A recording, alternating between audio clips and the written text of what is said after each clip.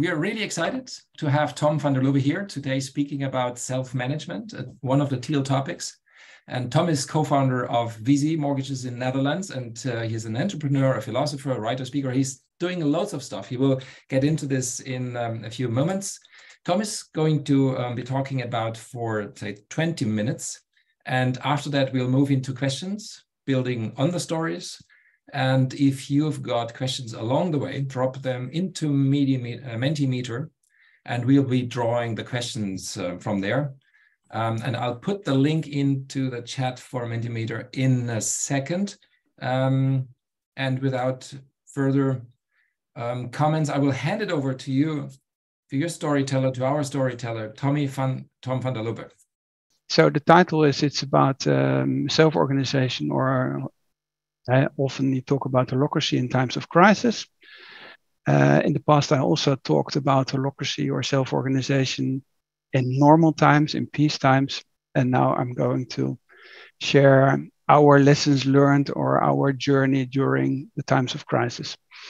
So short introduction for those who don't know us, then something about crisis in general. Then I would like to explain our rules, 10 rules of Viisi. And then I would like to dive into a few of those principles. And then I hope there's enough time to answer your questions, because I think that's the most interesting part of the whole presentation. So I'll try to go as fast as possible. So if you could click further, Michael. Just a very short background information, which is not so important. I'm Dutch, and since that's the bottom is that I'm a co-founder of the company Viisi since more than 10 years. Okay, we'll click further. Short information about the company. So you have kind of background information. We're more than 10 years old, 4 founders, more or less average 40 people.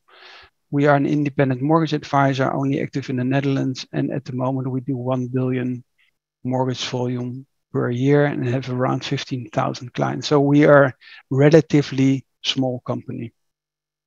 And we're mainly known because of putting people first, awards, great place to work, and other stuff. So for those who are interested, you can just Google it. Okay, I want to say something about crisis in general. And as I'm not a typical business guy, I'm a historian, I studied political science and this kind of stuff. I always like to get inspiration from literature or politics whatsoever. And the problem of a crisis is that, and I found this quote by Hemingway from his book, The Sun Also Rises, where he writes about the Spanish Civil War. How did you go bankrupt? Bill asked. 2 ways, Mike said, gradually and then suddenly. And if you would like to click further, Michael, what is very interesting about crisis is that it's not a linear process. And that's something to keep in mind if we talk about decision-making processes, no matter if it's self-organization or other companies and other organizational setups. And I found a good example of an Italian professor who takes Seneca, the Roman philosopher. And I like the picture on the left side where you see that, let's say, building up a company is a gradual process. And then afterwards, when you go into a crisis situation, you have a totally different time framing. So, and it's called the Seneca effect. That system's rate of decline is much sharper than its earlier rate of growth. And that means for your whole decision-making processes that you have a totally different setup. So that's as a kind of background or introduction. Okay, now we'll dive into our rules. So if you just go one further, the talks we did in the past was to explain how do you build or scale a company, or how do you progress if you want to implement self-organizational structures. And we wrote articles, and there are a lot of presentations about these kind of rules. I wrote an article on corporate rebels. And I don't want to dive into those 10 examples, but I just want to take 3 of them. And I will elaborate a little bit further on the next slides. On the one hand, it's about no bosses. Then I would like to dive into this whole idea of onboarding and offboarding. And the last number, which is number 10 here, is about the function of radical transparency and sharing all the information in the company, which is a main starting point. And you can go further to the next one, because I think, let's say, with what we learn now is that radical transparency is a kind of fundament under the whole organizational setup. So the first topic I would like to dive into is no secrecy, but radical transparency. So if you click one further, Michael, and then also another one further, I just want to elaborate on it. This principle of no secrecy but radical transparency comes from politics. It's not invented by IT professionals, and it means that you have open access to any information which we know, for instance, from Parliament or legislation. If it's about public accessibility of how, for instance, a state is governed, that's where it comes from. And let's say in this situation or in these times of crisis, a lot of probably companies will go through. We were lucky that because of the 2 years of COVID and remote working, we already were used to weekly town halls, and this rhythm of sharing details about the situation in your company was just part of our culture. What changed in this economic downturn, which, let's say, started more or less a year ago, especially when you talk about the mortgage, about the real estate markets, and they were severely changed because of interest rates and Ukraine, etc., but also because there was a booming period which came to an end. What changed in our structure is even a little bit more higher rhythm. So we have these weekly town halls, but we're more strict on that. And monthly metrics became weekly. That's a very classical thing, that in a crisis situation, the intervals or the rhythm goes becomes faster. And we focused on financial metrics. So about liquidity, revenues, and costs. So the whole company knew how much cash is available, what's your run rate, etc. So this is a starting point. So you can go to the next one. Then the question in times of crisis is, well, what happens to your leading, let's say, structure? Because in a lot of situations, you have a discussion in this whole, let's say, organizational space that self-organizational structures don't work in times of crisis. You need a strong male red type of leadership. And then everybody says, no, self-organization doesn't work anymore. So I want to dive into this. No boss is everybody a leader of his own role. So if we dive into this, I just want to, you can click on the next one. I just want to show the principle. So in the normal time where you build up a company gradually, we had this rotation principle, and we always said it's rotation over experience. So we said it's more important that a lot of people are able to experiment and grow and just gain experience. That's much more important. So rotation was over experience. Normally you would say, no, just continue, Michael, you did an excellent job, just continue with the job. No, it was rotation over experience. In a crisis situation, it changes. And that was something I wanted to share, is that everybody just suddenly said, okay, no, at the moment, it doesn't make sense to put rotation over experience, exactly the other way around. So you had in all those teams, you had not only for the lead link, for the person who is in charge of the resources and the kind of coordinational role, but it was always also the secretary or the moderator. Everybody immediately said, no, it doesn't make sense. Somebody who is used to this and has a lot of experience should take over this role at this moment. So that's the first. big, or the second big learning after radical transparency. I would like to dive into the next one. And I just want to give you some background for those who are interested. This whole idea of rotation of leadership is a very old principle. It's a Republican idea. It was used in Athens 2,500 years ago. The merchant cities, consultancy firms, and investment banks still work with it. Family-owned businesses sometimes have them, and the Swiss government, which is on the left side of this picture. So people who are interested in this idea of rotation, you can dive into this if you want to have more information. So I'll go to the next one and want to show you the difference in leadership style, because that is also something we experience. That on the left-hand side of this picture, you have this peacetime, normal, gradually situation, and then on the right-hand side, where you have this crisis, you have a kind of wartime or war room or a wartime setting.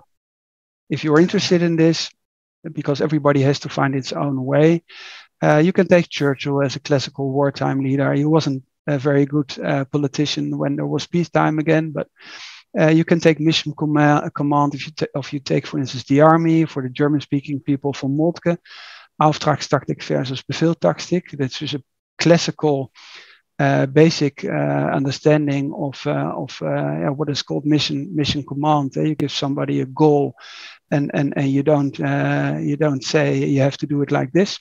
But if you want to have a more business context, you can also dive into Andy Grove, the Intel CEO who wrote the book Only the Paranoid Survive. I put a link into this article to show what the difference is of a peacetime CEO and a wartime CEO.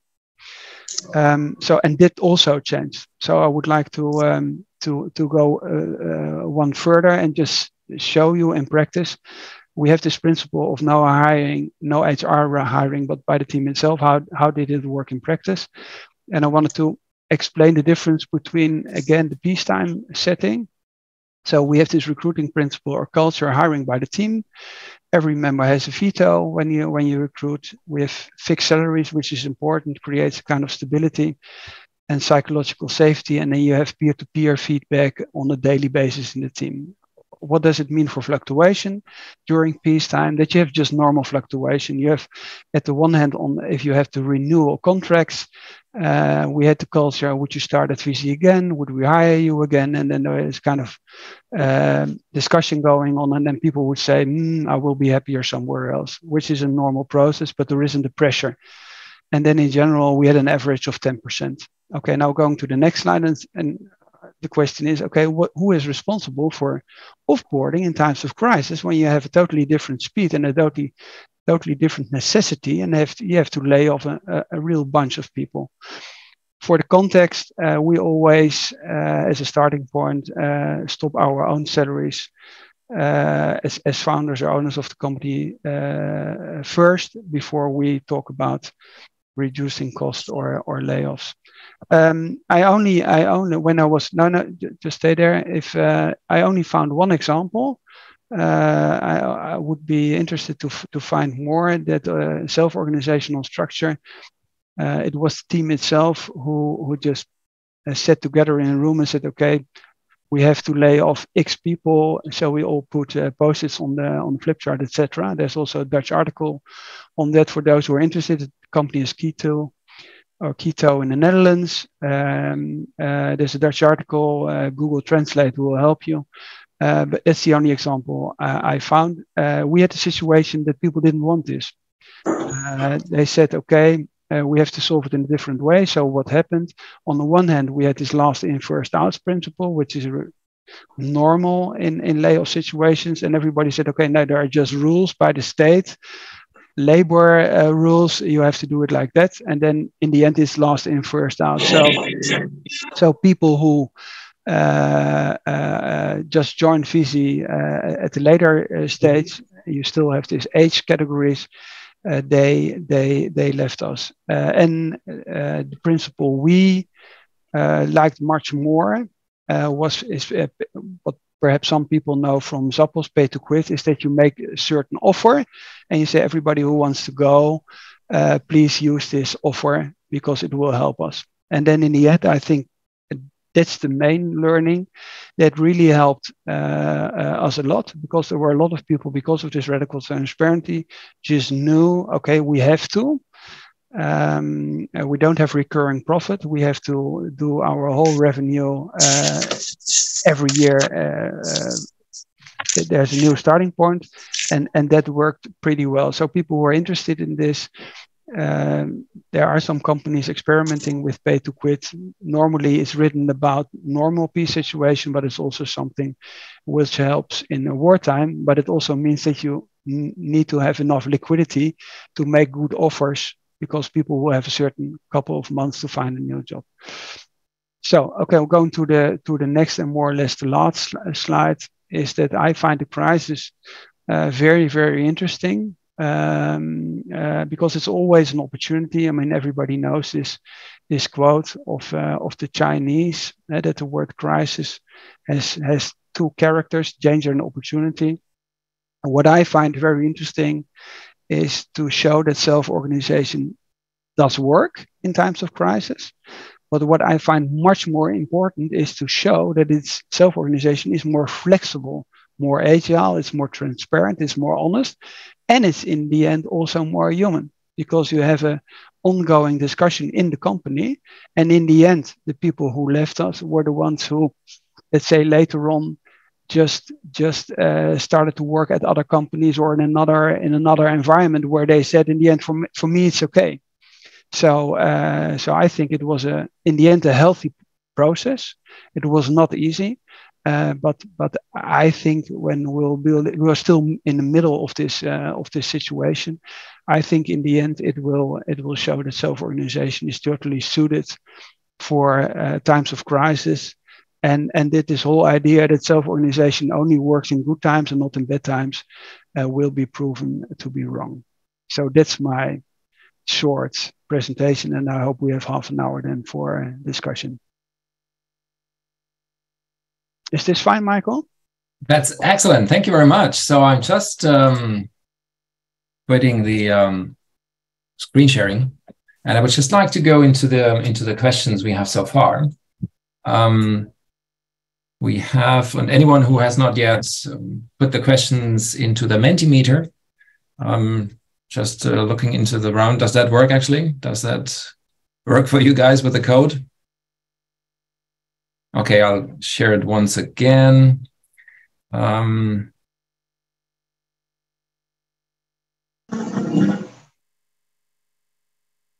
have it.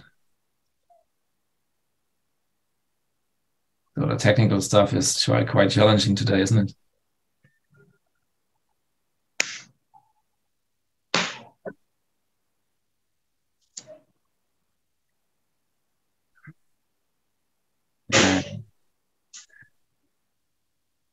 So here we are.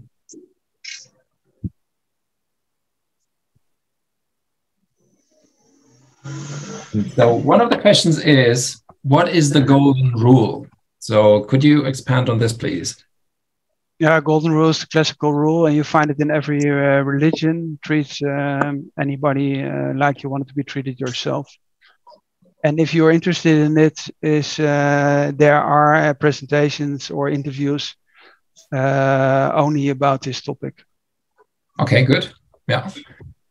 And one of the next questions is, how have you decided how many people have to be laid off and at which point of time? Yeah, that's just a CFO thing. So that's a very blue decision. So depending on let's say the rate of cash you burn, it's just a mathematical exercise. Okay, very good. And also, just as an explanation for the others, you can actually go into Mentimeter, ask your questions, and if you go through the other questions, you can vote them. You can vote them up, so we'll see which of the ones are most interesting to you. The next question would be, where are we? So did you use pay to quit or last in, first out? Yeah, both. Whatever makes sense. Yeah. Okay. How did you manage the emotions of the team around this crisis? How did we manage? I think the main thing is to be always honest and transparent about the situation. Mm-hmm. So the interesting thing is that in the end, and that's also something I proved in research, because there's always more or less a starting point in all we do, is that people on the work floor, they said or gave us a feedback, you should be much faster in your actions. Mm-hmm. So what you often see is that people on the workspace say, okay, we really have to move on. We got questions. How long do you think this will work? And then the bottleneck is always at the top of the bottle. It's the management, which management between brackets, because we don't call this management, but let's say also in holacracy or sociocracy or self-organizing structures, you also have people with, let's say, accountabilities of it's called a lead link, or doesn't matter. And those people, they are pretty reluctant and say, okay, let's see, perhaps it will become better, etc. Hope the crisis in Ukraine stops. Perhaps the ECB, a European Central Bank, will lower the interest rates again. This kind of stuff. And that's what you exactly see in the Seneca effect. That, let's say, companies go bankrupt in the end, not because they don't have a profitable business model. No, they're not fast enough in taking the right decisions. Mm-hmm. And that's something which plays an enormous important role. So on the one hand, by sharing this data on a weekly basis, and the cash flow and the run rate, etc., creates a kind of need for urgency. And then on the other hand, let's say people also know if you do this offer and say, okay, who wants to use this offer, then people really took it. Mm-hmm. And even said what I found not astonishing, but because, let's say, it also has to do with the culture you build up in 10 years.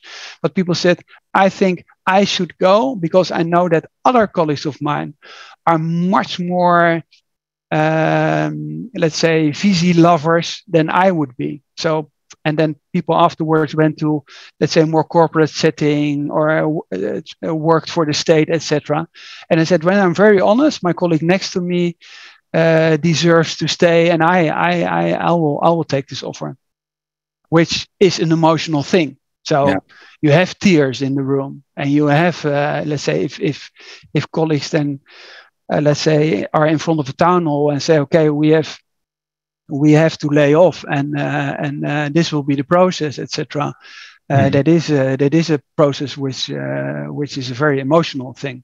But we didn't have in our whole lifetime, never had any lawsuits or any topics or any. So even, let's say, the lawyers and the state, where you also have to do this stuff, they said, and we've never seen a company who did it so smoothly and so fast. Mm-hmm. So in a couple of weeks, everything, let's say, the main layoffs were, let's say, took place, and there was kind of new equilibrium again. That's certainly an interesting approach also for larger corporates, how to do that. One more question here: how did you manage? No, this one we had already. So. I know, but respecting the non-HR hiring, how do you stop groupthink and promote diversity of thought? In the recruiting or in the layoffs? I think it's concerning the hiring. So, respective the no HR hiring, how do you stop groupthink and promote diversity of thought? Yeah, that's always very difficult. So let's say in the end is that you need a kind of psychological safety, that people say, I just don't think there's fit or something like that. But because that's also a culture you build up. So it's a little bit the same like this principle of rotation over experience, that you have to come back to this again and again, because somebody would say, just continue because you're doing a great job, because it's easier. So it's all with everything which is more difficult. If you build teams, everybody knows from the books that you have to invite somebody who has an opposite meaning or opinion, or is another type of person. And let's say we as 4 co-founders did, for instance, a kind of test, and then you saw that you have this kind of complementary, let's say, team structure, and then every time you have a kind of a discussion and it's a little bit rougher, then you have to say again and again, because we are so complementary, we have those discussions. And if we don't have a discussion, something is wrong. And it's the same with the hiring aspect. And I think this worked quite well, but there's always, let's say, possibilities for improvement. So you would prefer also, as I understand, it's less the harmony thing, it's more also have tension and actually... Yeah, sure. Tension is fuel. Huh? Okay. But it's also, for instance, let's say if we have a discussion and everybody has the same opinion, we say, okay, devil's advocate, but that's not good. Because the more we always have the same opinion, we have a problem. Yeah. But it's also something which you have in societies. So debates, the classical debate is important. So there should be people in favor for something, COVID measurements, and there should be people against it, because then you have a discussion. If everybody has the same opinion, in the end, it doesn't make us more intelligent, or doesn't help us in the end. Very good. Even more questions. Who defined that there is a need to change from peace to war model or mode? Experience that the founders tend to be optimistic. Who decided that? Yeah. So who is actually deciding from going from peace to war mode, as the person experienced that founders usually tend to be more optimistic? Yeah, that's what I said, that the people who do the work, let's say, to do a little bit black and white, how I explain this, but I think there's a general understanding that something has to be done, and then it takes time. And then at a certain point, everybody says, okay, we really have to do something. So there is, and then you have a kind of ignition point, like a kind of tipping point. You say, okay, we really have to do something now. But let's say from a tendency, this is always very, very late. So if we are very honest, we should have acted, let's say, in January last year, or at the end of the first quarter. Because, for instance, as a historian, I said, Ukraine, I don't think there will be peace very soon. And I also think the interest rates, for instance, I said Germany is for 50% depends on Russian gas. There is a scenario, so you have to do scenario planning. There is a possibility of a huge recession. And then we should have acted. We didn't. And that's also groupthink. That's what you see. And there's positivity, optimism bias, which is, so I am a big fan of bias research. So somebody said, yeah, we also managed the last crisis. That has nothing to do with the chance of you will manage the next crisis. Yeah. So this whole idea of biases is very, very difficult. Yeah. So it's extremely complicated, and I just wanted to pick a few simpler, easier parts. But in the end, yes, you really have to dive into biases, decision-making processes, etc., and also be very critical afterwards. I mean, we're not there yet, but afterwards, you say, okay, what do we learn from this? So that also means that you wouldn't go the traditional way, looking for experience only, but also who has the expertise to tackle the problem actually laying in front of you. So the expertise is actually overruling the experience. Is that what you're trying to do? It's a combination. So let's say there are two possibilities. The hard way is you learn it yourself, and then it's called experience. And if you want to move a little bit more intelligent, you would dive into the research. So let's say, for instance, our salary with the fixed salaries, etc., or the hiring, that's also based on research. So psychological safety, Amy Edmondson, and so on. But what you just see is that there are a lot of books about recruiting and onboarding, etc. You don't find proper stuff about layoffs. And if you, it's also an interesting topic. I actually wanted to experiment with pay to quit in an earlier stadium, because Zappos started with that. And everybody said, it's a little bit tough. It's a little bit American. But I said, okay, but perhaps it shows us certain experiences. So what would happen if you would offer anybody in the company just every year a certain amount of money to leave the company? Because perhaps it triggers something, and it will also create a kind of experience. But then we didn't, because everything went always very smooth. And when somebody thought, okay, we'll be happier somewhere else, then people just decided that for themselves. But we didn't put a trigger on this pay to quit. One of the lessons I learned, or I would like to do in future, is let's experiment with pay to quit and just see what happens, because perhaps it helps us for the next crisis. I have an interesting one here as well. All interesting questions. During crisis, were there ever any tendencies or desires within your team to go back to red-orange leadership type of organizations? And if so, how did you address this in your organization? So in special crisis, you want to go back to command control? Not really, but let's say the role of the lead link changes. So, for instance, as an example, I was the one in the past who was the lead link. Then I said, okay, now we do rotation.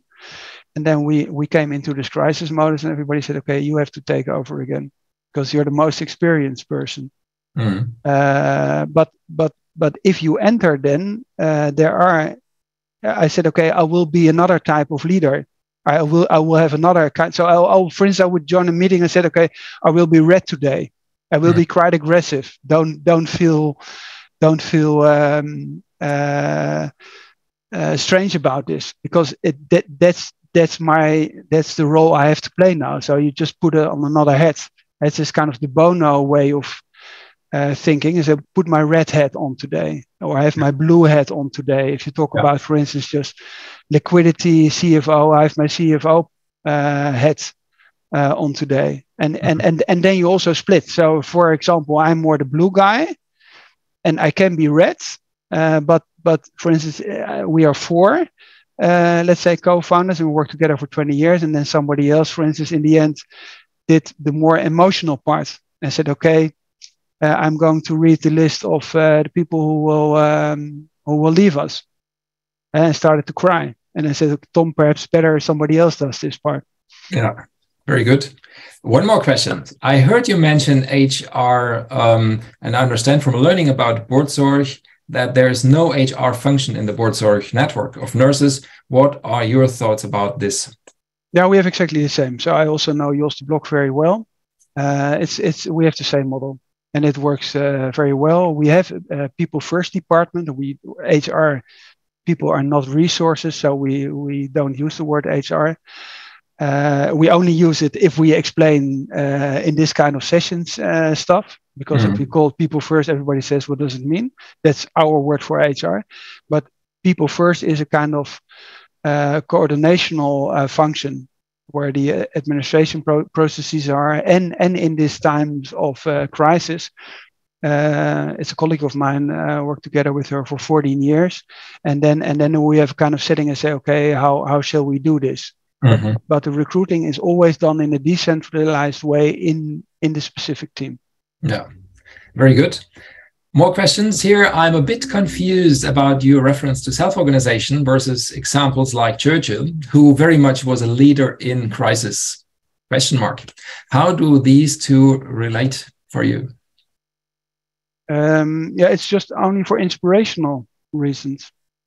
So I think you can always learn from anybody. So just I take from Moltke, for instance. If you would have asked him self-organization, would say, but this is one of the inventors of self-organization. And then people say, yeah, but an army is the self-organization. Yes, it is. But from Moltke, the German general, took it from the French, because they were defeated in Jena against the French, and then he analyzed, the Germans analyzed, where did we lose this battle, and Napoleon had the strategy of giving a lot of autonomy to the people, because on the battlefield the situation changes so fast that it doesn't make sense to give orders. And then you had and then von Moltke made a whole let's say a kind of new philosophy out of that. And this Auftragstactic versus Befehlstactic is also in West Point and American army schools, etc. It's not even translated. So, and that's called mission control now. So I would say it doesn't matter if it is Chinese old literature or Hemingway or Churchill or whatsoever. But what's interesting is that Churchill was an excellent leader, or is seen as an excellent leader during wartime. He wasn't in peacetime. That's interesting. I find that very interesting. What does it mean? That the type of leadership, depending on the situation, is totally different. So you have to change. So I do this by saying I have my red hat on today, or I have my blue hat on today, or I have my CFO hat on today, or I will be aggressive today because that's what we need now. And people still have the possibility of saying, okay, I would like to have a vote. I would like to vote about a new needling. That could have happened. Say, okay, that's too much. We can't handle this. Tom, let's vote for a new needling. Didn't happen until now. Who knows? Very good. One more. How do you balance information transparency and information security? I don't see any difference in that. So it's you probably don't make any secrets transparent, which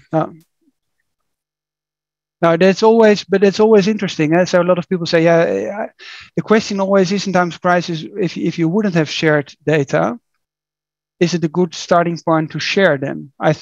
I still think it is. People will always discuss this. So they will go for a coffee and then ask somebody who works in the, let's say, in the cash department, do you know how much cash there's left? So this kind of discussions will take place. It's the same about salaries. So if you're not used to that, people always think, oh, salaries is a huge secret. It's if you start to open this up, or like in our company, all those salaries are transparent. That's only interesting the first 3 days. Yeah. Afterwards, nobody is really interested in it. Interesting point, yeah. One more. If it's possible at all, would you say that crisis enabled or crippled your team with regards to self-organization? What did crisis mode do to your team's sense of agency?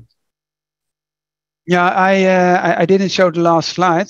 I always quote Friedrich Nietzsche, everything which doesn't kill you makes you stronger. And I think that happens always. So no matter if it is our company, or if you go through a difficult period as a person and you survive it. So I mean, I'm a good example. I had cancer when I had 20. If you survive it, it's the best thing which can happen. So, but I wouldn't recommend to have cancer. But if you have cancer and you've survived it, then I'm pretty stress resistant. I mean, I didn't ask for that. So, and as an organization, every crisis you survive will make the company stronger. So it helps. And there's also kind of, I think there is a kind of proudness, or people are proud that the way everybody together solved this topic. So although you have crying and tears, but also people who stay feel very emotional if somebody says, I think I should go. Because for instance, somebody said, I would have stayed another 2 or 3 years, but I already know I wouldn't stay here forever.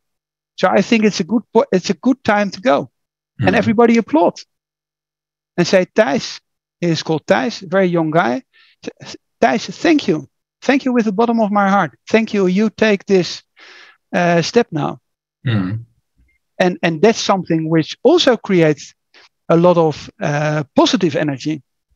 And people also feel responsible. So people who stay then feel even more responsible.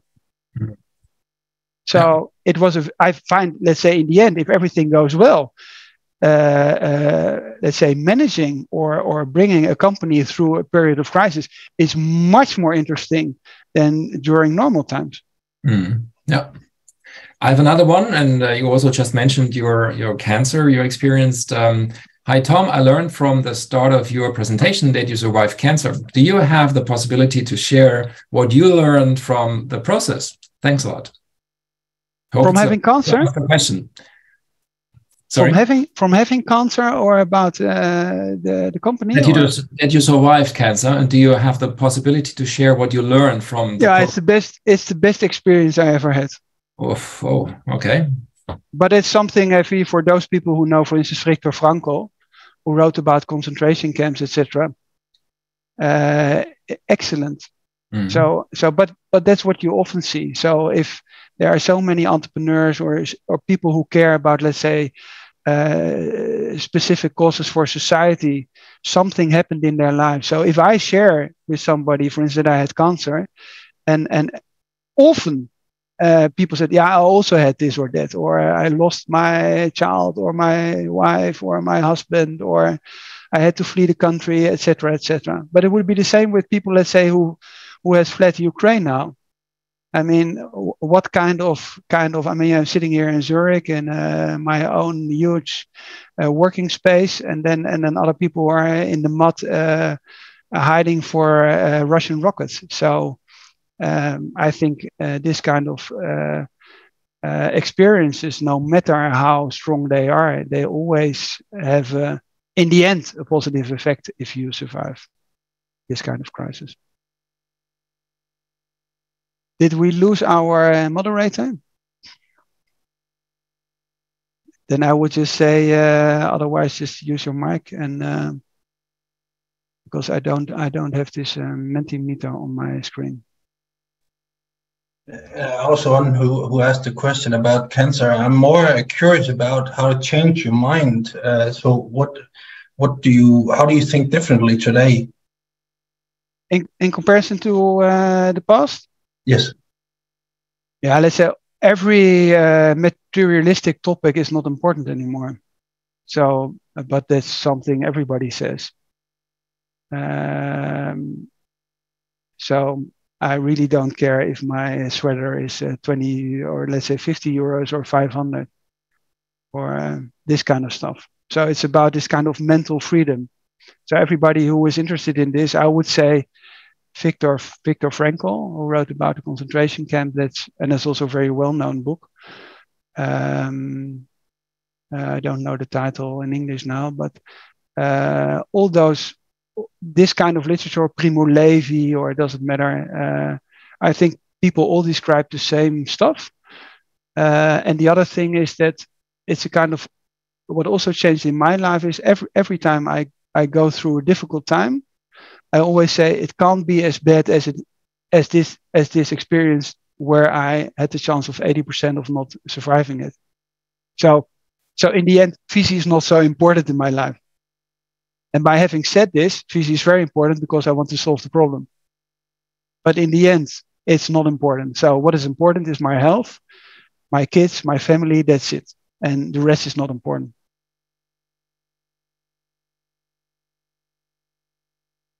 Who else? I was kind of curious about whether alternatives to layoffs came up, like cutting salaries, and how the other types of thinking would have gotten surfaced in that situation. Very good. I should have mentioned that. That's the first thing we checked, but we just didn't get the numbers together. So that's a problem. So only if that, because that's where I also wrote about in the past. That the, let's say, the starting point in our culture always is first we cut the salaries of the founders. So that's what we did. So not like in this corporate environment where people do layoffs and then even give themselves big bonuses. That doesn't work to my point of view. But then we asked, how shall we do this? Are there people who want to work less, etc.? And then we just put the numbers together, and it was just not enough. And then also people said, it was also interesting, colleagues themselves said it doesn't make sense. So if we really want to solve this, we have to solve this in another way and not by cutting, let's say 5 or 10%. We have one more last question here. How do you deal with informal leadership and ranking in teams, which are always a factor in my experience? Informal leadership is, let's say, in our model of rotation, not a big topic. Let's say, because normally everybody accepts that if you, let's say, very simple, if you have a team of 4 people, you have a credit department, and every half a year somebody rotates, then after 2 years everybody has done the job for half a year, and that's it. And then you call this, and that still you can have somebody who is more extrovert, etc. But that's not a huge problem. It's always a problem if you don't have this kind of rotation principles. That's my personal experience. Thank you very much, Tom. Thank you very much for your presentation. And thanks to everyone participating. Thanks for everyone asking the questions. We would like to invite you, and I just put it in the chat here, meeting in the spatial chat. So if you go on the link, Tom and I will be there for a few more minutes. And yeah, thank you very much. And see you in one of the other sessions. Thank you very much.